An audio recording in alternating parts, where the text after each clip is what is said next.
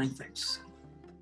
I'm going to share two questions that have kept me awake many times. In fact, over the last 30 years, I've struggled with the process that we have to create in this world to answer these questions. The first question is, how do we leverage the resource in which poor people are rich?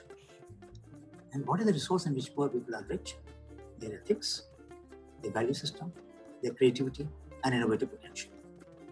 And yet, so seldom do we leverage a resource in which poor people are rich. Which is not that they just have mouth, hands, and legs and no brain. In fact, for them, the fact that they are materially constrained, financially limited in their resources, they have no choice but to experiment, but to innovate, but to find solutions.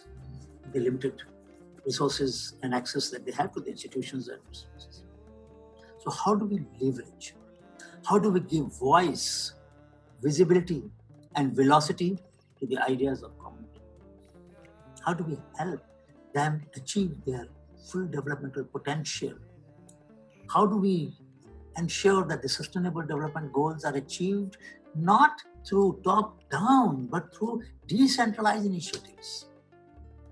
Millions of people around the world are experimenting and trying to solve problems with their own genius. And yet, such little resources are allocated to leverage these resources, leverage these ideas. So the first question is, whatever Honeybee Network has achieved over the last 30 years, how do we scale it up in a manner that in every country, in every region of the world, the mind on the margin, as I said in my book on grassroots innovation, mind on the margin are not treated as marginal minds. The public policy, the private sector initiative, the civil society activities, the United Nations' own vision in this regard is expanded, is modified, is in some sense redefined in a manner that the resource in which poor people are rich becomes the key variable for transforming our aspirations for a sustainable future. The second question is no less important. We set up Honeybee Network in about 87-88, then set up SRISTI, Society for Research and Initiative for Sustainable Technologies and Institutions in 93.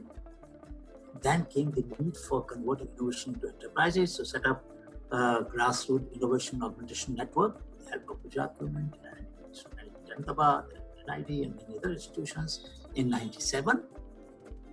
And then the model of linking innovation, investment, enterprise, evolved by GIAN, was scaled up in the form of National Innovation Foundation, which is part of Government of India now.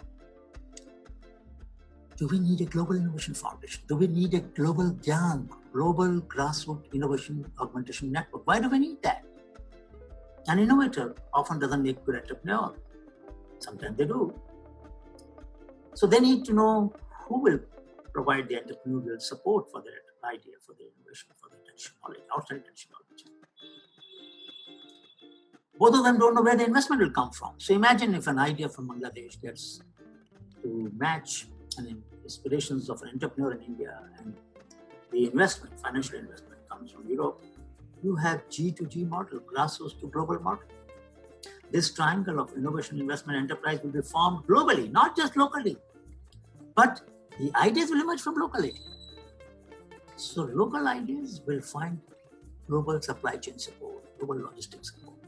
So we need to really unleash the potential of this idea that large number of small enterprises, small initiatives will be converged through the global supply chains in a manner that sustainability is maintained and access, assurance, and availability of these solutions, affordable as they are, accessible they are, and available they must be around the world to meet the aspirational needs of common people. We need to give voice, visibility, and velocity to the creative ideas of people.